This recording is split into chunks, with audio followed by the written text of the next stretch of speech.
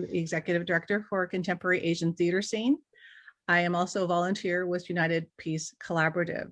We're here with Leanna, Louie, co-founder of United Peace Collaborative, and Rich Saito, who's the lead for Japantown Prepared and the upcoming and soon to be Japantown Patrols. So thank you so much for joining, everybody. Again, if we can put any questions that you have on the Facebook chat or on the Zoom chat, we'll be able to get to your questions at the end of our program. So thank you so much. Again, this program is meant for information, excuse me, information only, and please use the information that we share to your best judgment. So really appreciate that. We're hoping to make sure that people are empowered with the right information, that they know how to be aware of their surroundings, and some tips that we're sharing during today's call. So we are here today for the community safety workshop. And what that means is, with the times that we're in right now, it is really important that we empower ourselves to understand what's happening around us with information that's going to keep us safe wherever we go and doing things that we do in everyday life. I can't stress enough how important it is that we want to keep everyone as safe as possible and avoid at all costs anything that might come our way. What I want you to know is that the information that we're going to be providing in today's session is for informational purposes only. It's not going to cover everything from A to Z, everything you probably want to know about. Things that are really important to us are, and that we can share, are the lessons learned, the stories, the things that you've heard that Leanna, Louie, and Rich Saito have learned while they're patrolling in their own experiences in the past. And it's really important that we understand how to bring those together. So with that, I'd like to introduce Leanna, Louie. Actually, Leanna, if you can share a few words, a little bit about your history and a little bit about yourself and what brought you to UPC. Thank you. I'll make it short and sweet. So I was actually not born in the United States. I was born in Toisan, China, in a poor farming village. Yeah, and my family moved to Hong Kong when I was 6, and then we immigrated to the United States when I was 7 years old. And I had my elementary, middle, and high school public education in San Francisco. And then I joined the United States Army at 18 after graduation from high school. So after that, after about 5 years of service, I went to college on a Green to Go scholarship. So I did ROTC at Pacific Lutheran University. And then I was commissioned as an officer. So I've been stationed in Fort Dix, New Jersey for basic, Fort Sam Houston, Texas for paramedic school and pharmacy school. And I have a degree in history and Chinese studies. And I was stationed in Frankfurt, Germany, and Korea as well as Fort Lewis, Washington, and Fort Huachuca. So after my military service, I came back to state of California and started a job at the city of Sacramento. First started with neighborhood services, then on to the fire department, and I was there for 10 years. And we moved back to San Francisco in 2012. And when I left San Francisco in 1990, it was a beautiful city. But when I came back in 2012, I was literally in tears when I saw all the homeless people downtown and the Tenderloin and even in Chinatown. It was like really heartbreaking for me. I don't know what happened to my city, but each year that I'm here, each year I'm more frustrated at what's going on. So I'm kind of like, I kind of have no choice but to, get involved as much as I can. So fast forward to 2012, 2020, the pandemic hit. And we were already seeing a lot of cases of beat and mug, robbings, purse snatchings, and stuff like that. That was being shared on social media and YouTube, and it was very upsetting. So when the pandemic hit, I think it just exploded. So much had happened. And especially since we've seen the rhetoric and heard the rhetoric talking about this being a Kung flu and China virus and Wuhan virus, that was very upsetting because in truth, nobody really knows where the virus came from. Wuhan is the biggest is the biggest transfer station in China. So anyone who flies from anywhere in the world always transfers in Wuhan. So anybody in the world could have brought the virus to China, but it was discovered there. So it was very upsetting to hear, those type of words saying that it was from Wuhan or whatever. And because of that, a lot of Asian Americans became targets of violence in America. And we were so upset. A whole bunch of people were sharing our feelings on social media, and then we decided to come together and start patrolling San Francisco Chinatown. And we didn't really have like a chain of command or anything like that, so it kind of took us a little while to figure us out. And my partner Robert Lowe and I decided to peel off and form United Peace Collaborative because our very close friends who are also military veterans and we already have established protocols. We know what to do. We've kind of we've been trained to do that pretty much, since we were 18 or 19. So we started patrolling. It's been almost a year now, and we have a lot has gone on. So we have filed 56 cases, and 12 of the cases led to arrest. And we're trying to follow up with the San Francisco District Attorney's Office of what's going on with all the cases. So today I'm very, very honored and happy to be here to share with you what safety tips that we can today. And if you have any questions, I will do my best to answer it. Thank you Great. for having me here. Thank you so much, Leanna. I really appreciate it. And thank you for the introduction. Rich, welcome to the program. I'm really excited for San Jose, Japantown, and the fact that you're going to be spearheading the effort to bring the patrols into Japantown to protect the elderly. Can you talk a little bit about that? Sure. And a little bit about your history. Thank you. Oh, well, I was born in Oakland, raised in San Jose, did a full career with the San Jose Police Department. And when I retired 13 years ago, I started to become more active in Japantown. I've always loved the community. I've been there since I was 10 years old. And so I became the public safety liaison for Japantown. So that's disaster preparedness, crime prevention, crime response and investigation, and anything to do with the safety of the community. Excellent. Thank you so much. Really appreciate that, Rich. And it's just really exciting to just see what's happening in, Leanna, the patrols are actually so much in demand, and you're going into so many different cities. Just in San Francisco and in your experience, you've been out on the streets for about a year since the pandemic started, as you mentioned. And I'm wondering, what have you learned by walking the streets of San Francisco Chinatown? The first thing we learned that the most important thing is community building, is that we have to somehow break the ice with all the people that we're trying to serve, because sometimes they don't know what you're there for. They might think that you're the bad guy or whatever. So and actually in the Asian cultures, people don't easily warm up. So it took us quite a bit of time to get people to actually say hi back to us. So we always greet the people, we smile, we say hi, how you doing? If it's the shop owners, we try to tell them, hi, we're here, we're volunteer patrols, just want to let you know that we'll be looking out for you. We give them our business cards and say, our phone number is on here, it's our cell phone, we have it on us, you can call us anytime while we're on patrol, and we can try to come assist you as soon as we can. And for people who clearly are tourists, and you can tell because we know the residents and the shopkeepers. So people who are clearly tourists, we always smile, we greet them, say hi, welcome to Chinatown, hope you have a great time here. If you have any questions, please let us know. We're in the blue shirts.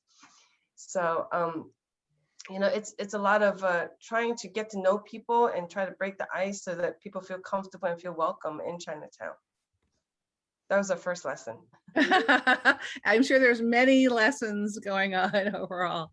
Yeah, I think there is actually people coming in actually into the conversation now. And what's really important? What kind of mindset do you have when you go out on patrol, and what do you recommend all your volunteers are doing? What kind of mindset do you need to have as an individual versus going on patrol? Well, I think the first thing is we tell our volunteers is you come in, you have to have open mind. Like, we're not here to punk on anybody. We're not here to get into any fights or anything like that. We are not the guardian angels. We don't get physical with anybody. We are here to build community relations, number one, and then also make people feel welcome when they're in Chinatown. And we also work hand in hand with police. Like, we don't have anything against them, and we want to do our job, and we want them to do their job as well. So yeah, so those are the things that we ask our volunteers to keep in mind when they come in to volunteer. It's like we work with everybody. Like, we're not working against anybody. Mhm. Of course, unless there's clearly criminal activity, right? We still don't approach them. We observe, record, and report, and then let the police handle the rest. Okay, excellent. Thank you so much. I think one of the things that I've been following you on the United Peace Collaborative Facebook site, and I love it when you stream your walks, because I can just see the connection that you have with all the merchants, with all the residents, because you're clearly in your blue sweatshirts and people know you. You're highly visible. And even when you helped the homeless person or anyone who might have mental illness, it's really pretty impressive. Let's go to a couple. Since we're looking at safety tips, what kind of let's look at different scenarios that someone might come out with and how to approach those. So the first scenario, like I'm walking from my home to a destination. What advice would you, Leanna and Rich, what would you provide someone? What do they need to be aware of when they start just doing just the basics of walking from one place to another? So, um, really, the most important thing is to be aware of your surroundings. Most people, when they're going someplace, they're focused on what they're trying to accomplish. They're thinking about what happened in the past, or thinking about what they have to do in the future, and they're oblivious to their surroundings. And for my public safety presentations, we call that condition white, or mode white. It's basically, you're not aware of what's going on around you, who's nearby. You may stop and look at traffic, or make sure that the little walking signal is green, and then you just walk across, and you're not aware of what's around you. What we're asking people to do to increase their safety is move into condition yellow. Condition yellow, you scan your surroundings. You're looking and noticing who's around you. You're using all of your senses, not only your vision, but your hearing. There was an attack on TV last night where a guy ran up behind an elderly woman, knocked her down, took her purse, and ran away. He was running all the way up to her. If she had been listening, she would have heard the footsteps approaching. She'd look around, try to do some countermeasures, move to the side, maybe pull out a whistle, blow a whistle, but not be caught totally off guard. And that's a lot of the attacks, the ones in San Francisco and Oakland. You see the same thing where a person's walking along, and the one in Oakland, he's walking on the sidewalk, and the guy just comes up and pushes him down. Now, you're not necessarily going to hear that. The other sense, of course, which people don't often think about, is the sense of smell. Mhm. When a person's about to do something bad, they get amped up, their metabolism increases, and they emit body odor. If you're downwind, you can actually smell somebody and say, "Whoa, that smells terrible. Someone needs to use some deodorant." But why is that? Why am I smelling that now? It's too close.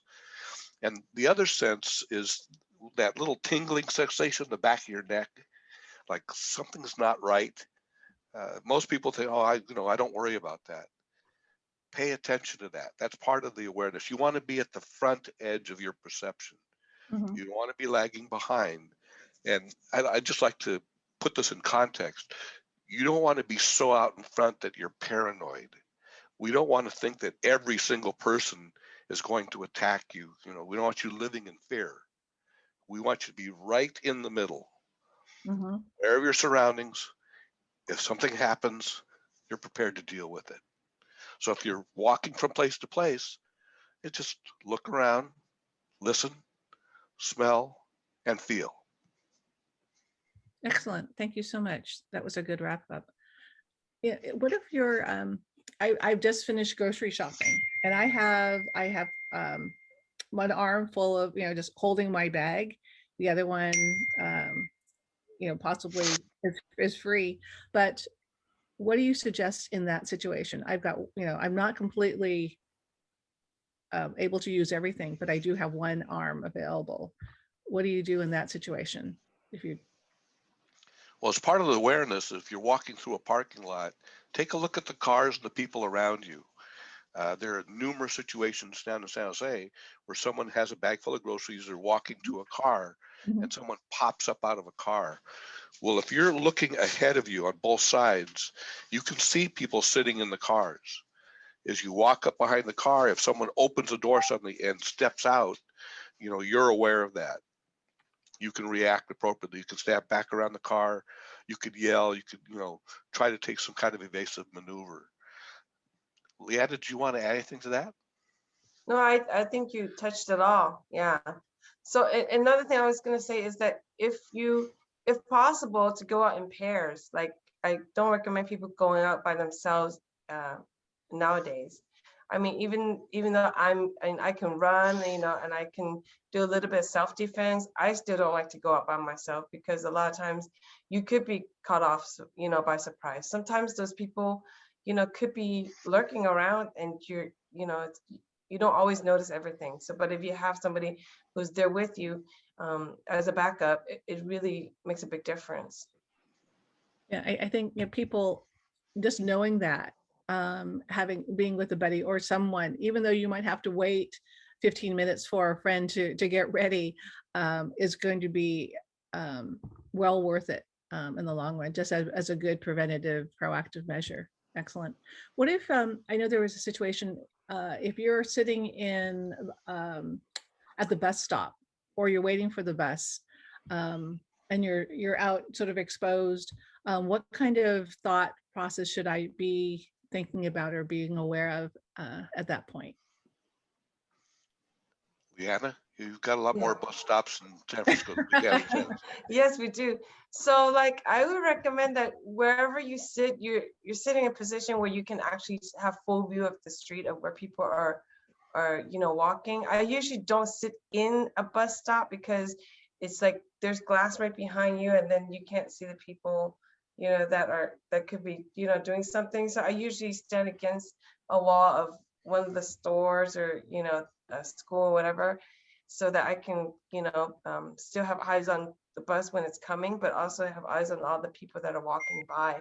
I think having visual contact with people who are walking by is very important. I think a lot of times people are like looking down, they don't, they try not to see what's going on, but we can't be like that. We have to always be aware of our surroundings. We have to see all the people who are walking by.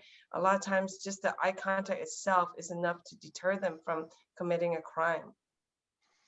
And I'd like to add to that we had a session yesterday with Bert Takeuchi, who was a TSA agent, and he talks about behavior detection. Like Leanna says, if someone starts to approach your position at the bus stop, look at them. What is their demeanor? What is their body language?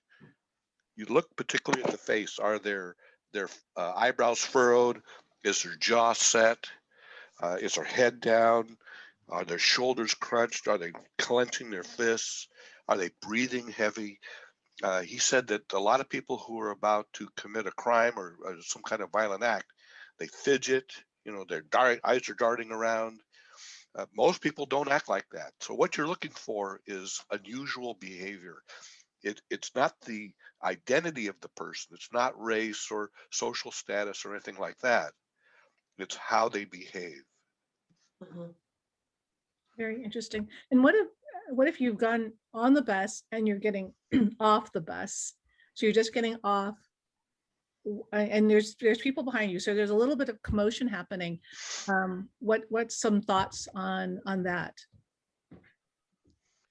Well, I take light rail. I don't take a bus, but I bring my bike on light rail to go down to Mhm. San Jose, Japantown. Mhm. And as either the bus or the train is pulling into the station, I'm looking at who's on the platform before it stops. Ah, okay. You want to kind of get a sense of who you're going to be exposed to.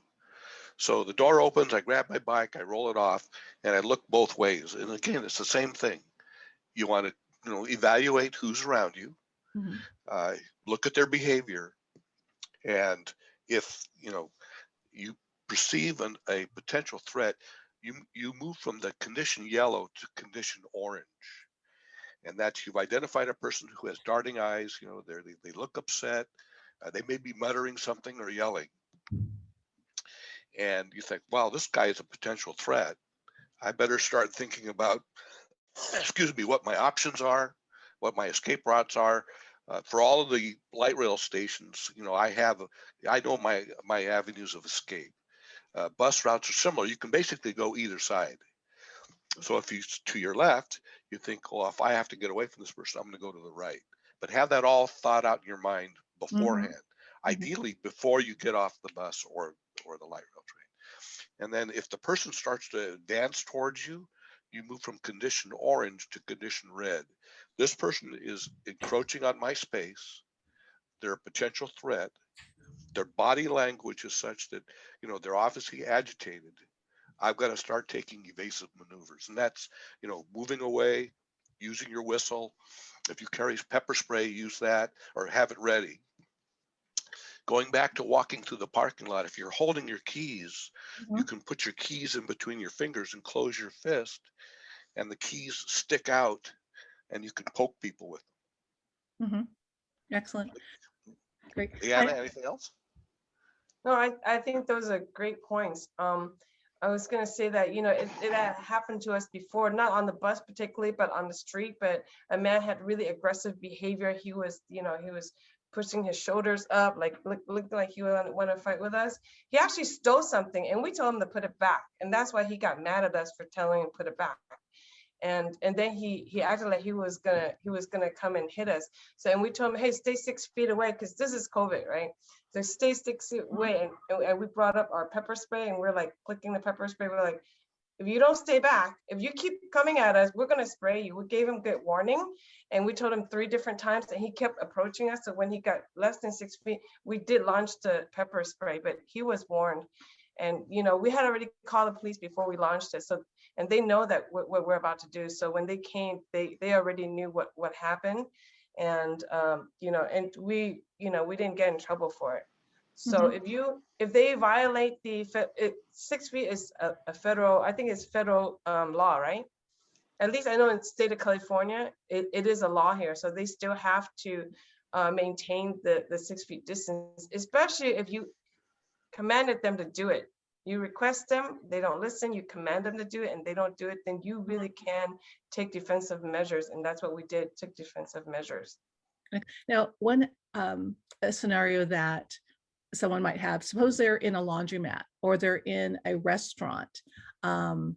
What kind of information, I mean, we do this all the time, and hopefully we will be in restaurants soon. What kind of information or advice would you provide just for street smarts? And let's take a laundromat where you're going to be sitting for a while. Leanna, can you take that one? Well, just like always be in a position where you can actually have good visuals. And particularly in the laundromat, on Mason Street, 1206 Mason Street, there was actually a beat and mug. Three guys came in, and they just, gang beat a older Chinese gentleman and took whatever he had on him.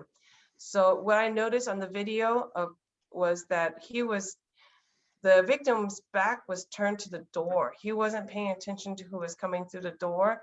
He was just looking at the wall or the laundry machine, which I think that's not really a good posture to be at. Like if you're going to be in a laundromat, sit somewhere where you can see the door, or sit in the back of the laundromat. So if somebody does want to come in and rob you, they have to run or walk quite a ways to get to you. That gives you time to, pull out your pepper spray or pull out your phone, record them, give them warning. Because if you're just sitting right by the door and your back's turned to the door, you just really open yourself up to be a target. Unfortunately, that's how criminals think. So my number one tip is always be in a position that you can have good visuals on the door, on the windows, so that gives you enough time to do what you need to do to react before you become a victim. Excellent. Excellent. Rich, want to add to that? Again, yeah, just the awareness is very important. When I walk into a restaurant, I scan the room and I'm looking at all the people sitting in there. If I'm in a laundromat, I'm looking at the other people in the laundromat. It's the same thing. We're looking for those behavioral clues that someone is unusual, that they're agitated, they may be hostile or aggressive. And, you want to start thinking about, do I want to sit at this table near these people? If someone's intoxicated or, if they're having an argument or something, I may ask the person, the maitre d' or whoever is sitting as the host, to put us someplace else. In a laundromat, if you go in and if the person looks agitated, I'll go back, do my laundry later. Come back later and go to another laundromat. It's not worth it exposing yourself to violence if you can possibly avoid it.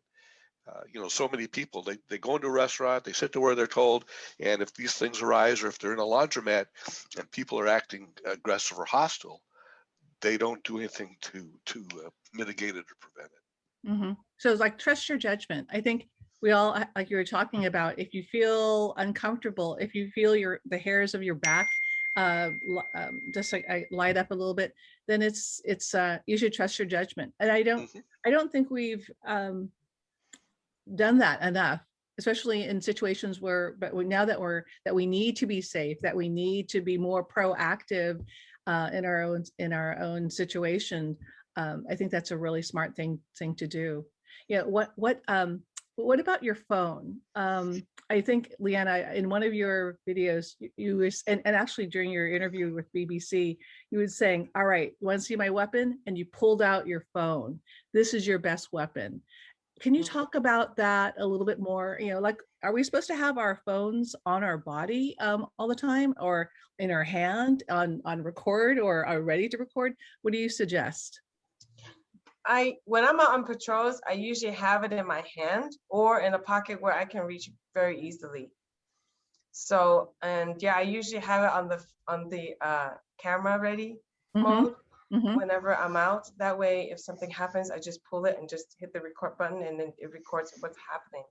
So for me, it's already deterred several possible crimes. There was a couple, a man and a woman. I was actually reaching for something in my pocket, and the lady started saying, "Oh, stop scratching your butt," and stuff like that. And I looked at her like, "What are you talking about?" I was trying to reach for something in my pocket, right? And then she started swinging her neck and just started said a lot of bad words, which I'm not gonna repeat. And she said, "You want me to, punch you out, whatever." And then I was like, I pulled out my phone and I started going, "Excuse me," I started recording her, and then she turned around and her boyfriend's like, "Let's go." They like literally left right there because they know they're gonna get recorded, and they don't want anybody to see them on video or on YouTube or anything like that, because it's gonna go viral. If you're gonna hurt somebody nowadays, when you get recorded, it's gonna go viral and the police is gonna get you. I'd like to contribute to that. The other thing that is useful for using a phone is you bring it up, also while it's recording, you can say like a verbal calling thing, to say, "Call San Jose Police" or "Call San Francisco Police." And a lot of people, when people hear that, they'll say, "Oh, shoot, he's calling the authorities and I better leave." Interesting point. Yep. And that's not the only situation. Like, there were situations where we saw a couple of guys, they were on Grand Avenue, they were looking into each shops, And then after looking at shops, they were looking into cars. And so I approached them. I pull my phone out and I said, excuse me, why are you looking at my car? And then they just like, oh, is that your car? I said, yes, that's my car. Why are you looking at it? And then they just started running away. Excellent. You know, I think when I was with you in San Francisco, you said it's best to have a buddy Yes. who's recording. Can you talk about that scenario a little bit? Yeah, so when we do patrol, we do a minimum of 2 people, preferably 3 to 4, but two is fine. So when one person is reacting to the situation, or the other person needs to be the recorder.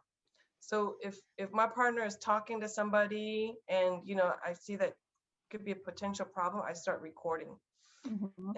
and same and vice versa. So just depends on, and I think that before you guys start to patrol, you guys need to talk to each other and talk about the comfort level. Some people are not comfortable talking to anybody at all. Mhm. So, but if you have a person who is more comfortable talking to somebody and the other person is rather just be very quiet and record, then, we all need to play our role and we have to stick to it.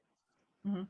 Yeah, I mean, just to that point, like if I was grocery shopping and I come out and I see someone, at my car and I'm with my with a friend or something, I can possibly do that, or I can just walk away, and not deal with it, or I can call 911 or get the store manager, I suppose. Yeah. I guess that would work, but the buddy system is really important.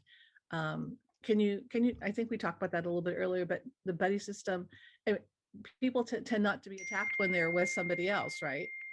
When they're, Exactly. Yeah. I saw an interview of an ex-con he's been in and out of jail and prison many times, and he was giving tips to people to stay safe. And a tip he said he never targets more than one person at a time. So if you're walking alone, your chances of being targeted is much higher than if you were with somebody else or in a small group. So best you don't go out alone. And I know some people say, well, I'm tough, I'm strong, I'm this and that, but a lot of times these people, the criminals, they don't work by themselves, they work in groups. They even have what do you call it, like a driver, a getaway driver. They have getaway drivers. Sometimes they have weapons, sometimes they have things to hurt you. So it's very important that if let's say if you were punched, right? It's really hard for you to just get back up. It depends on how hard the strike is, right? If it's sometimes they knock you out with one punch. And it's difficult to react. But if you're there with somebody, then at least that person can record it, and if they're comfortable enough to help you out, then they'll jump in. But if you're there by yourself, it's really difficult. That's why I don't recommend people to go out by themselves, especially now. I think until we get a set of politicians that correct the laws right now, especially in San Francisco, the laws right now are so loose, they're so soft on crime, that I think once we get new people in the office that really care about public safety, then I would feel more comfortable about going out by myself. yeah, it just, I think somebody, Barbara was asking about cameras. Are there more cameras being installed in certain locations, whether in San Francisco or in Japantown? Rich, do you want to start with that one? Yeah, I can tell you from the city of San Jose's perspective, they won't do it. Number one, politically, it's a very controversial subject because there's a lot of people who don't want to be, surveilled by camera systems. They feel it's their right not to be photographed. But from a practical standpoint, if they do it in one neighborhood, they'd have to do it in all of them. Willow Glen would want it, Evergreen would want it, everywhere, the Rose Garden. And once they set up these cameras, install them, put in the wiring, get them routed to a central station, you have to hire people to monitor the videos. The city can't do that. It's just too expensive. And then the reality of the situation is cameras are not a deterrent.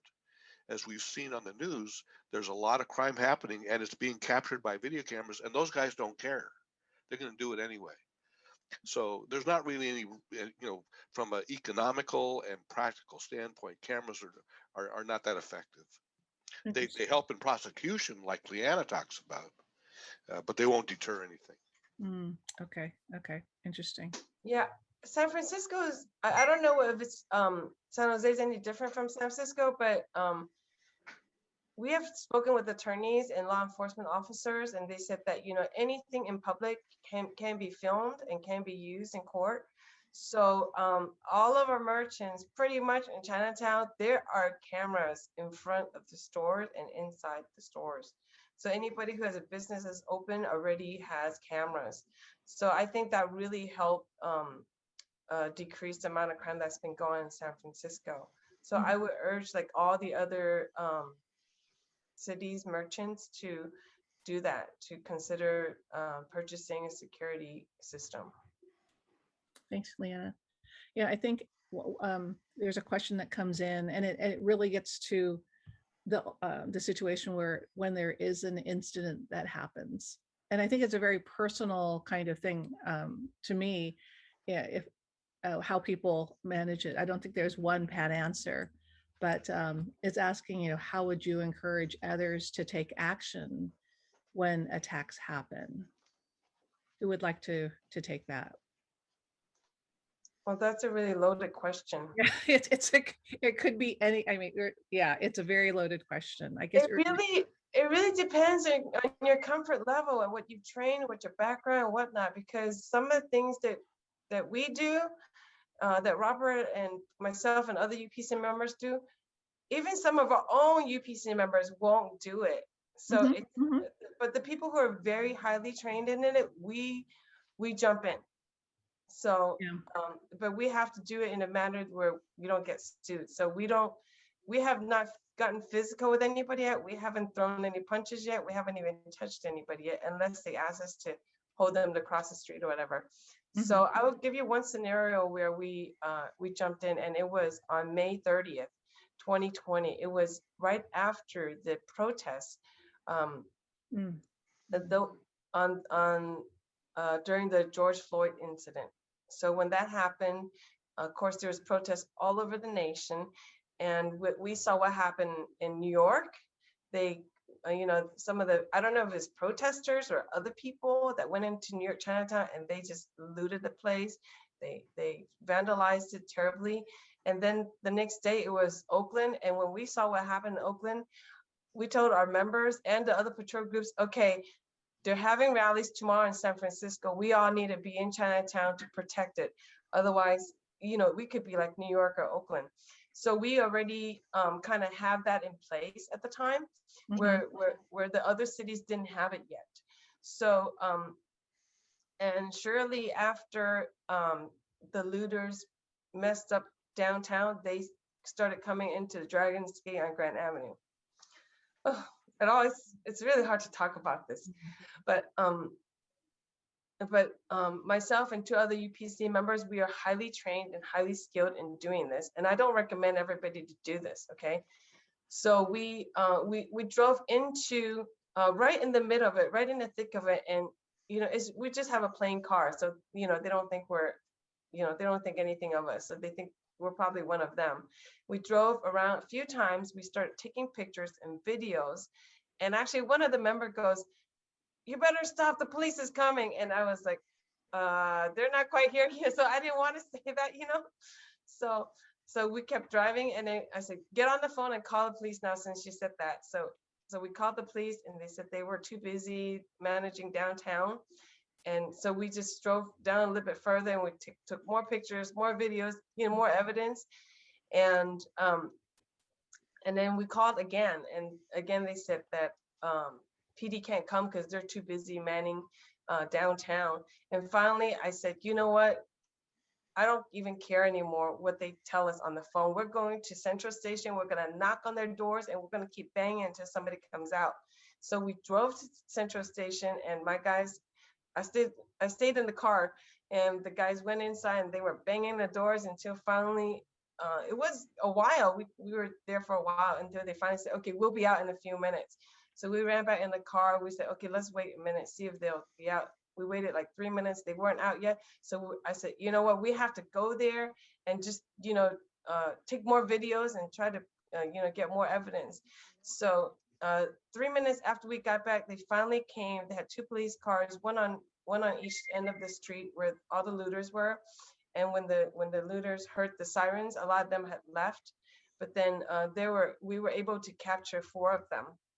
So we told the police where they were, and they chased after them, and they captured 4 of them, and we were able to match them with the videos that I took and identified them. But nothing became of it. I don't think our prosecutor did anything. I sent emails to the DA's office, and he still hasn't responded to what happened to that case. Oh, golly. Oh, that must But have been. I don't recommend everybody to like jump in to do that. If you're not highly trained in that, don't do it. Myself, I've been doing this kind of stuff since I was 18, and I'm 49 now. So like, over 30 years of experience. Mhm, mhm. And our other 2 members, they are highly trained professionals. So, and they've been doing this since they were 18 or 19. So, anybody who has no experience, I don't recommend you doing that unless you're with somebody who's a trainer who can give you, very close advice that you will adhere to. Otherwise, you can get hurt, and we don't want anybody to get hurt. Right. Thank you so much, Leanna. Yeah, a question came in from Jeannie. She's asking, those of us who want to be an assistance to the Asian community, what can they do? There are so many things you can do. Like, yeah, there's so many things that can be done. So you can do volunteering, patrols. You can volunteer to do administrative work. You can volunteer to do what Leanne does, which is so important. Like, trying to coordinate these trainings, doing social media. If there's something you can do really easily, is go on Facebook and just share a post. If you could just share a post a day to let people know what's going on, what we're doing, what's happening in the world, that in itself is so powerful. Just the button of share. Okay. So if you don't want to come on patrol, at least share on social media. You can make phone calls to your district attorneys. You have the supervisors, the county supervisors. If you have a city council, call city council, let them know what's going on, that you need help, that, this community needs help, and call the mayor's office, just be involved. And also another thing that we do, UPC does, is that we do court watch. So we work with another group called Stop Crime SF. And they actually, that's all they do, is they do court watch, and they do public hearings. So they listen to public hearings and court watch to keep everybody else updated, because not everybody has time to do that. Right. So if you can be involved in the organizations that do court watch, so we can, hold the politicians and our representatives accountable for all the crimes that's been happening to us. So that's another really important thing that can be done. Or if you say, you know what, I don't do social media, I don't want to come out to patrol, I don't have time to do court watch. Well, but I have money. Can you donate some to the patrol members? Like, we've been working for a whole year without a laptop. Thanks to the donors, I finally got a laptop yesterday. So it is so needed. Like, it would be so nice if we got this a year ago and we were telling people about it, be able to do training and get more people involved. But, it's better late than never. I'm just so glad that, people make donations and we're able to get little things, like a laptop. I was able to get a new cell phone, because my old cell phone was so slow that it couldn't capture anything. By the time the crimes happen, it's already over with, and I couldn't capture anything. Wow. So, anything you can do to help, that'd be great. We have people who donate t-shirts to us. They make t-shirts and donate to us, so you can help in that way. Just whatever skills you have. Everybody has a gift. Everybody has something that they can give to the world. So, whatever you're able to give, please do, because the world needs it badly now. Especially, everybody is in so much pain. Thank you so much, Leanna. And one thing that I saw on your Facebook page is that you're having conversations of solidarity. And can you talk about that? I think that's really important at this point. Yeah, Here, please. so Oh, Rich, you went on mute. Yeah, I had to mute for just a second. Oh, okay. I'm sorry. Go ahead.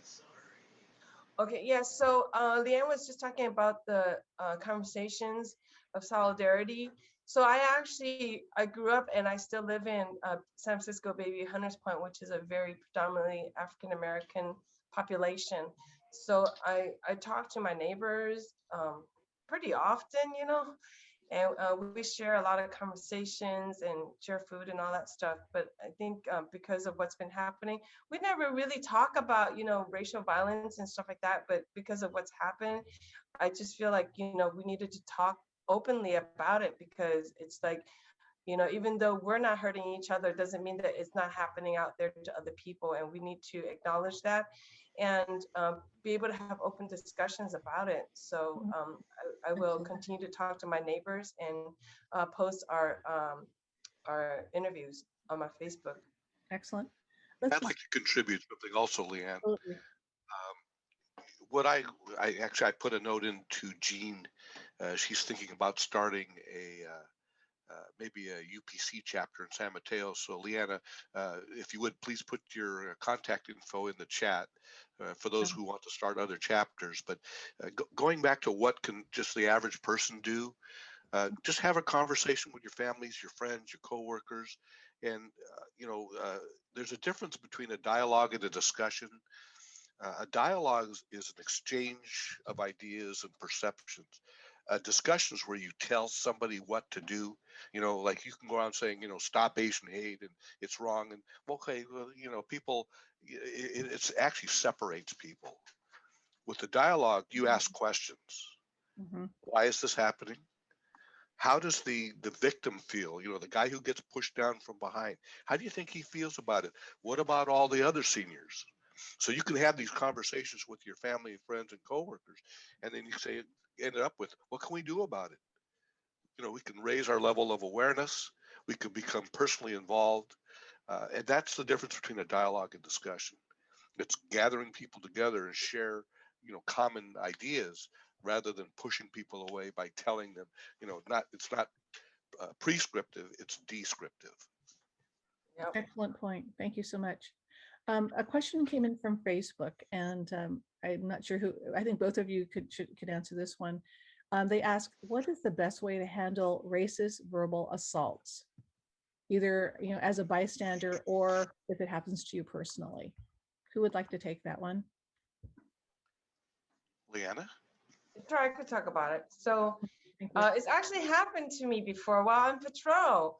Actually, on August 7th, I was doing graffiti removal with three other members, and we were on Stockton and Grand Avenue. And actually, this guy, this really big guy, he came towards me and he started calling me, "You Chinese virus, get out of here!" He says, he says, "Go back to China where you came from." And I was just like shocked. I was like, I had my painter suit on and I had a paint roller. And so my two other members came towards me and looked at him and said, "Hey, get away from her." And so when they did that, he looked at them. He was kind of shocked that, somebody responded, and then he turned around and he ran. So my guys ran after him and I'm trying to film him. And then next thing you know, I'm on the phone with 911. I called the police and told them what just happened. And we chased him a few blocks down. And next thing you know, a couple minutes later, the police is siren is behind us going, meow, meow, meow. And they caught up to us, and our guys told the perp to stop, sit down. And he actually complied. He sat down. He probably thought we were undercovers, which is okay. And the police handcuffed him and started asking him questions and asked each of us questions about what happened. And we told them, and they said, well, based on what you guys told us, he didn't really actually commit a crime. He didn't hit you or do anything like that. So we couldn't really arrest him on anything. However, we'll check his ID to run to see if, something's pending on him. So they did check his ID, and it turned out that he was a fugitive. He somehow deactivated his ankle bracelet, and they've been searching for him for months. So, you know, this racial slur attack turned into, we found a fugitive that the police have been searching for months. So that's one scenario that happened. But most of the other times that I've experienced racism is just microaggressions. It's just little things, you know, they see me and they're like, whoa, you know, like acting like Bruce Lee, and just, it's just little minor irritating stuff that I learned to just ignore over the years. And so, you know, I think that's probably not a good thing to do. I think the more we just ignore them, the more they just keep doing it. So nowadays, instead of and the more I've grown as an adult, the more I tell them, hey, you know what, that's not cool. I mean, you know, how would you like it if I do something that's particular, you know, a stereotype to your ethnic culture, you know, that, you know, I know not everybody does it, but, you know, people make fun of certain characteristics of certain ethnicities, and how would you like that? And then usually when I question them, that's when they go ding, ding, ding, ding, ding, like, okay, I need to stop. Interesting approach. I could Yeah. use that. I could use. Yeah. Rich, would you like to add to that? Sure. For San Jose PD, we're going through de-escalation training now. It's kind of the opposite. It's counterintuitive in a lot of ways. We actually lower our voice, we talk softly, and we ask questions. So it may sound funny to hear a police officer talk about that, but we have professional role players during our annual in-service training, and they act out. And so we, you know, take a defensive posture, but we go, how can we help you? What is your problem today? So for a racist-based attack, you might say something like, you know, why are you feeling this way? You know, you start asking them questions, and it does exactly what Leanna's talking about. It makes the little brain cells start kicking in, and excuse me, they have to respond. So, you know, the other thing I think it helps is that, you know, we're in a very unprecedented time right now. People are out of work, things are closed, that people can't go out. You know, we've been sheltered in place for months. People are under a lot of stressor, and I'm not trying to justify some of these attacks, but you know, people are upset and they're just lashing out. So, you know, as part of de-escalation, we would ask, you know, can I get you some counseling? You know, it's not my fault that we're in this situation. You know, how can we resolve this together? And you'd be surprised how giving them the space and asking them questions and having them think about a response can help. Doesn't work all the time. Sometimes, like Leanna said, you just have to get away from the situation. Mm-hmm. Interesting. Yeah, you're both talking about using your voice effectively. You know, whether it's calming them down and making them think about what they're doing. Can you talk a little bit about using your voice effectively when you need to be loud and in situations where you should be loud? Leanna, can you Go take ahead, that one? Leanna. Oh, sure. Yeah.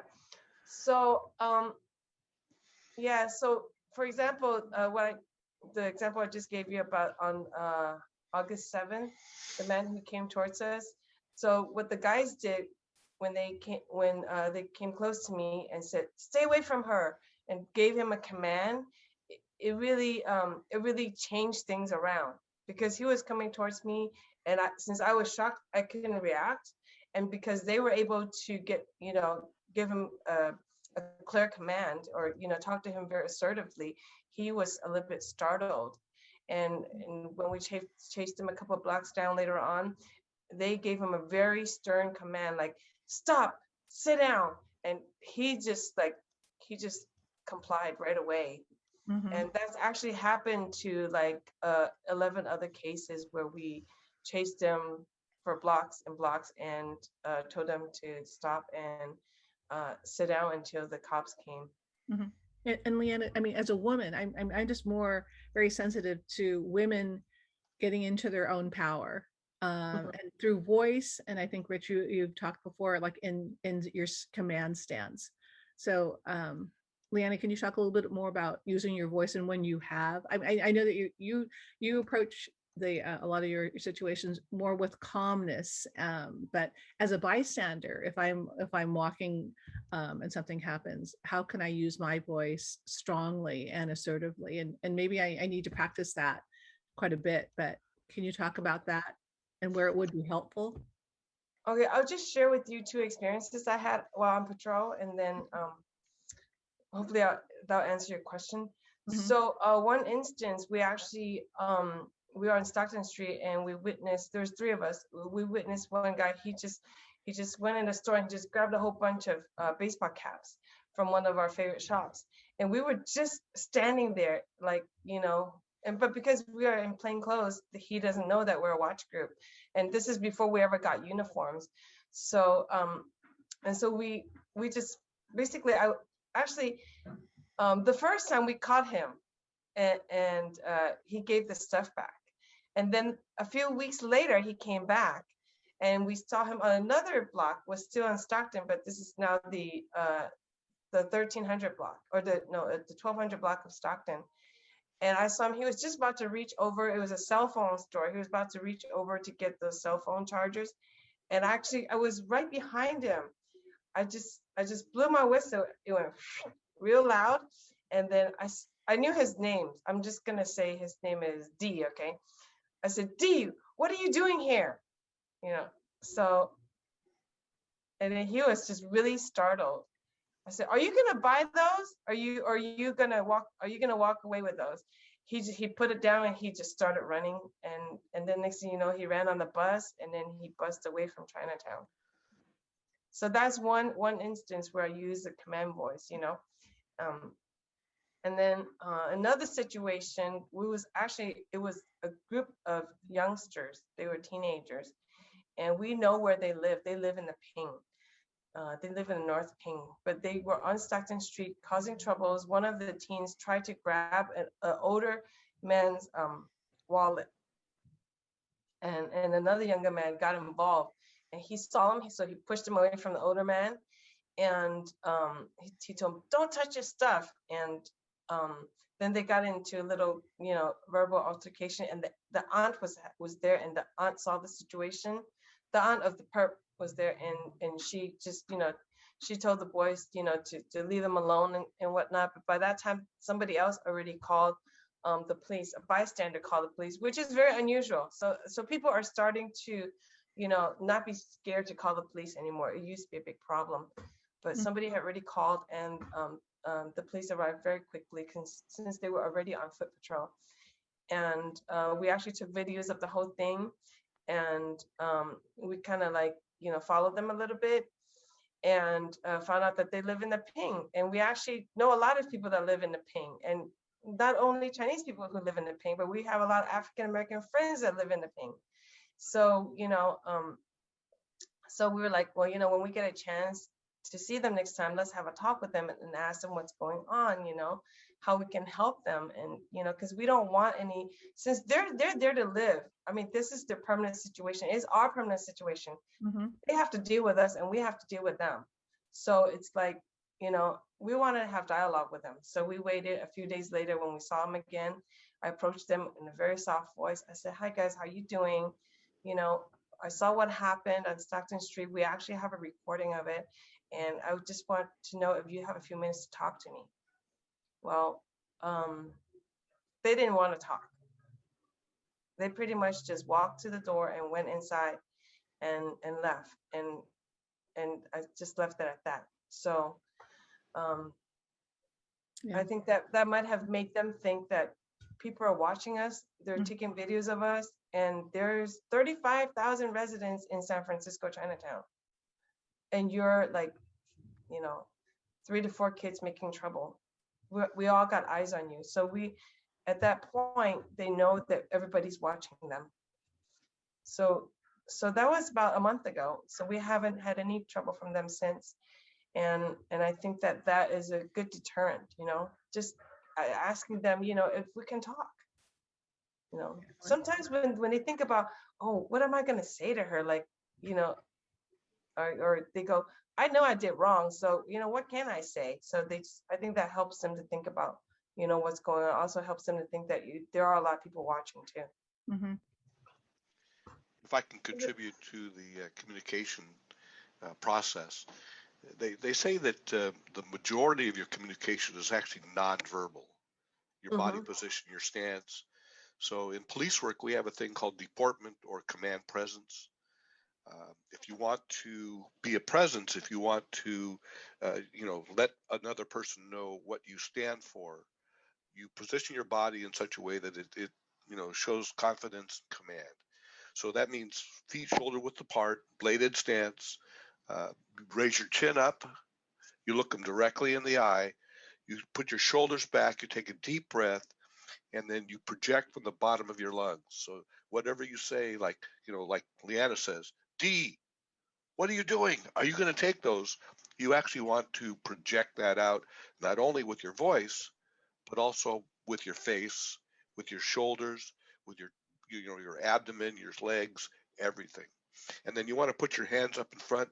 It's a excuse me, it's a gesture of I'm actually reaching out into the space between the people, and you're taking command of it. So that a lot of people, when they're confronted with a hostile situation, they scrunch up, they put their hands down below. You're not imposing your will on somebody, and that's unfortunately that's what it is. Command presence is imposing your will. Interesting. I think of it when I if I go up into the hills and they say if you see a bear, you need to Make be yourself big. big. Yes. Be loud. Same thing. Same thing there. I think I'm more scared of the bear. But you got to fight. You got to be there. So Yeah. Or offer the bear some food. Yeah. Throw it down and then run away. Yeah. Excellent. So I see a question. It looks like Rich might have answered it. Sako Powler asked, shouldn't we just simply ignore and walk away to avoid physical confrontation for seniors? I think, everybody should be the judge of their own situation. I know some senior citizens who are very strong. So I'm very, very good friends with Robin Ware, who is a former president of the NAACP Sacramento chapter. He's 84 years old. This guy does 200 push-ups a day and he runs 10 miles a day. So for him, he's a senior, but if you try to confront him, he's gonna knock you out. He was a former Army captain. Yes, he was one rank above me. So if so I'm not gonna say anything about anybody's age being senior or youth. I think if you're healthy and you know it and you're strong and you can deal with the situation, deal with it. But if you have a lot of health problems and and you're not trained into doing it, I don't recommend you or get into a situation. Of course, if you can avoid it, of course, the best you can avoid it. Sometimes the situations are not avoidable. All the videos that we've seen of people being attacked, it doesn't look like they could actually avoid it. However, if they were more alert of their situation, they might have possibly be able to contact 911 before the attack happened. That's the only thing I can say. So yeah, I can't say that it's the same for all seniors. Right. There's a question that is from Facebook. The person says, I'm a little frightened by this. Is Wesley UMC doing anything? Rich, Yes. take that? Yeah, I've given presentations for Wesley. I'm helping them develop a safety plan. What they chose to do, and each organization's different. They decided to make a emergency response team, an ERT. So they selected, members of the congregation who are willing to step up during an emergency and take control of the situation. Now, unfortunately, during the pandemic, we haven't been able to actually hold trainings. We did the initial orientation, but this is the kind of thing that you need to do on a fairly regular basis. It's a perishable skill. So they do have a plan. They have designated people to enact that plan. They've done structural improvements to the facility, and one of the members of our Japantown Prepared CERT team, Calvin, is actually the facility manager for Wesley. He lives down the street, and he checks on both that property and the Buddhist church every night. He goes all the way around the properties. So yes, they're doing a lot. Reverend Keith and Reverend Hajime have been very, very responsible. Excellent. Thank you so much.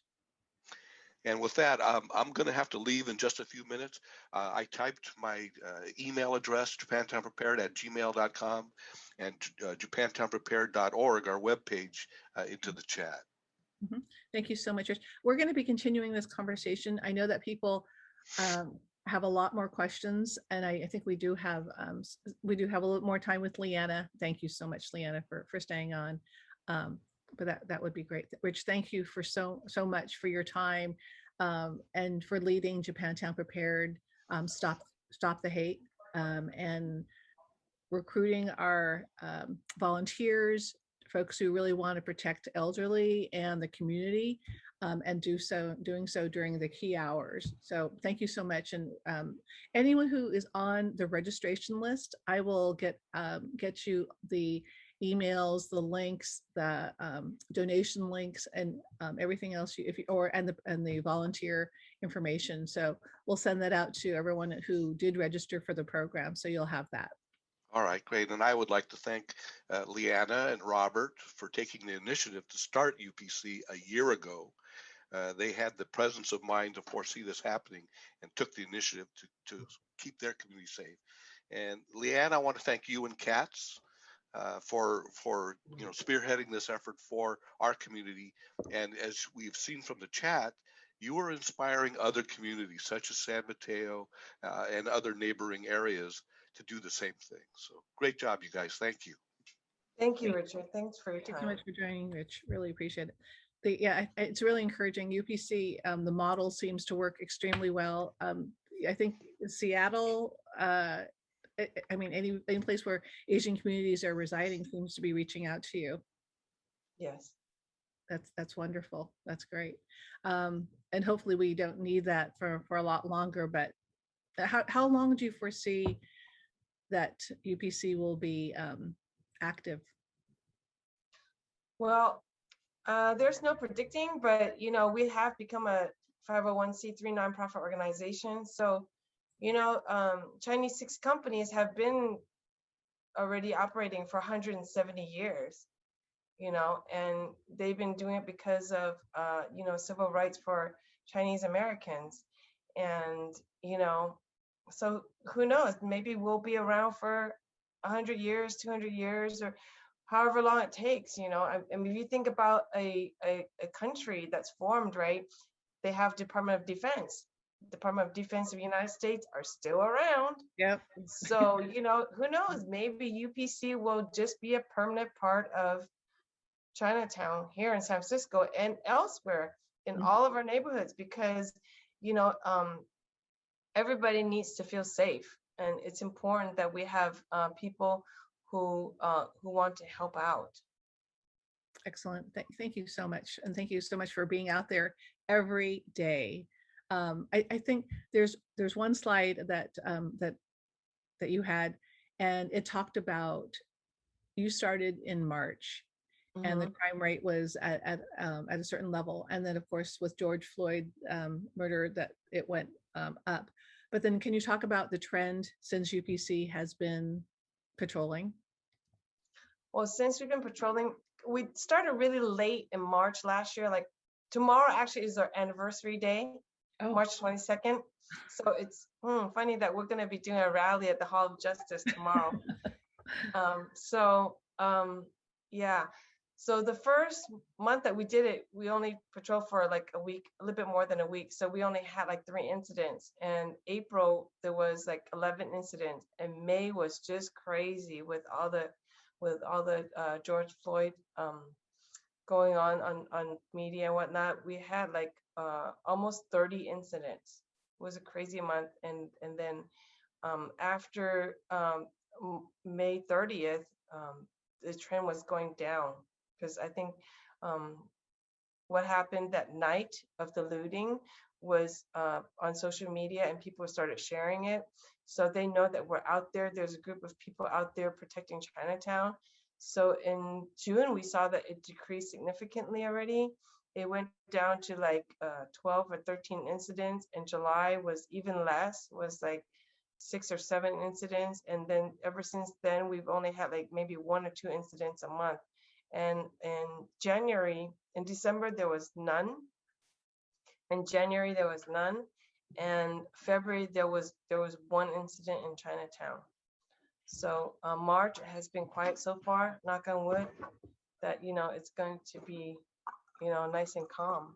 Excellent. And with more and more patrol groups out there, I think, it's getting a lot more attention locally and nationally and even internationally. So, people know that we're keeping watch on our neighbors here.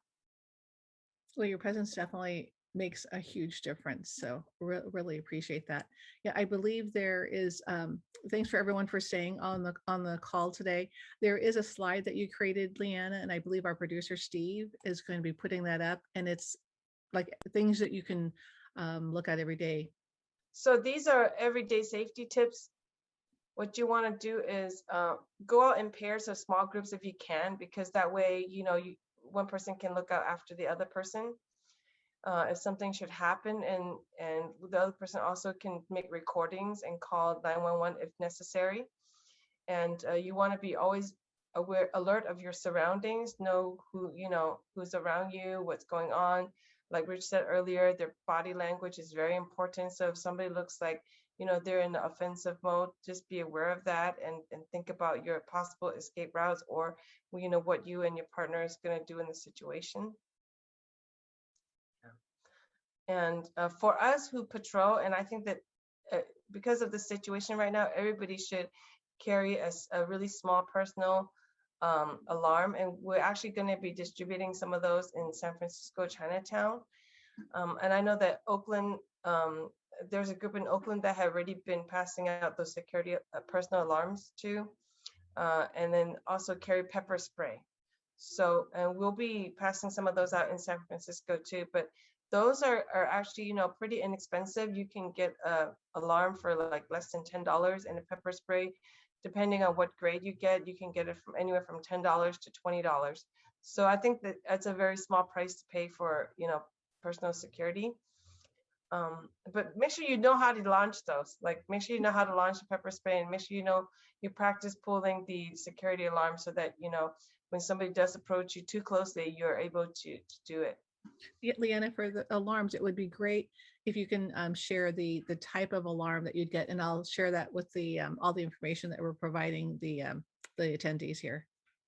Okay, I'll send it to you a little bit later after. Yeah. Okay.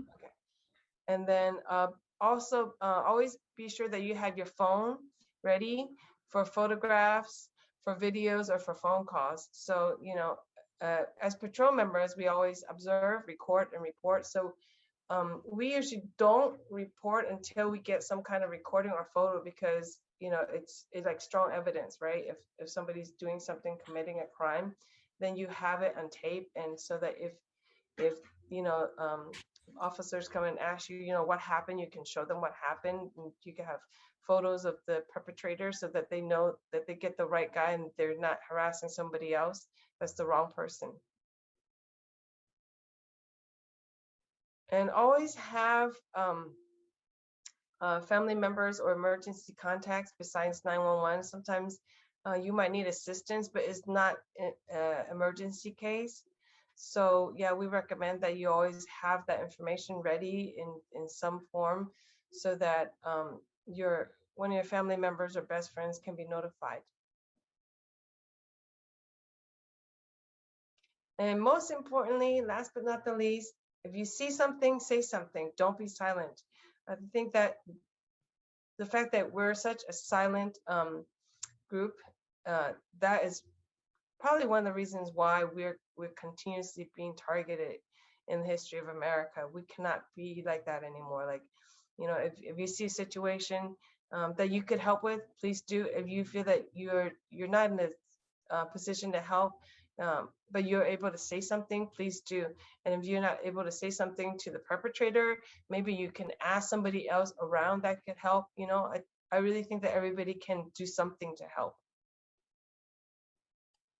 Excellent. Thank you so much, Leanna. There's also, in our pre-show slides, we also mentioned there's something called the hate crime book. And there's a woman named Esther Lim who put together a book that was in multi languages, English and Chinese, English and Japanese, English Thai, English Korean, English and Spanish. And it's all about how to identify, identify what a hate crime is. The fact that people who aren't citizens actually have rights as well, and a list of things to do to address when crime happens, to prevent it. Also, a list of resources in the back of the book to if you need to call somebody. And she's going to be catering one to, I think, San Jose very soon. So, but she has one in San Francisco. So if you want to go to hatecrimebook.com or .org, you can actually download a PDF of that book now for San Francisco and Oakland, because those resources are in there. But she's done it for New York and other key cities, probably LA, where she's from. Wow, so thank you so much, Esther. Yeah, shout out. That's really important and very much needed. Thank you very much, Esther Lim. She'll be providing that, I think, to San Francisco and your team as well. Wow. So that'd be great. That would be great. Thank you. Thank you. Good. I think that is, if people don't have any more questions, we can actually conclude. Again, I just wanted to thank everyone for joining. Sorry about some of the technical glitches, but we will share the recording to everyone who registered. So if you aren't in the registration list, please do so. Again, be safe, use this knowledge, and use your own judgment. Hopefully that's some tips that you might have not have thought about, maybe some exercises that you need to, a muscle that you need to use and start learning. Maybe it's your voice, but being more aware of your surroundings so you can be safe. You can share this information with people that you care about, and we can all remain safe in the as we go through this crazy time. Yeah. Also want to thank all the friends of UPC who donated, friends of cats who have donated and supported all our programming. Without you, we wouldn't be here, and hopefully we'll continue programming that will be helpful for you. So any input on that would be good as well. Any other closing words, Leanna? No, I just want to say that I'm really, really grateful to be here and grateful for all the people who make donations and volunteer their time. I mean, you know, everybody has contributed so much, and especially you, Leanne. I don't even know what to say. Like, I'm just so impressed by all the things that you've done for us in such a short time. It's just really amazing, and I'm just so thankful of everybody who's been supportive of us. And thank you for what you've done. With my heart being in San Francisco, Chinatown, it warms my heart to know that people are there every day looking out for our families, aunts, uncles, whatever. Excellent. So with that, I'd like to close today's program. Thank you, everyone. Be safe. And just want to thank all our donators and sponsors and contributors. You know who you are. This one. So with that, thanks so much, everybody. Have a great day. Talk to you soon.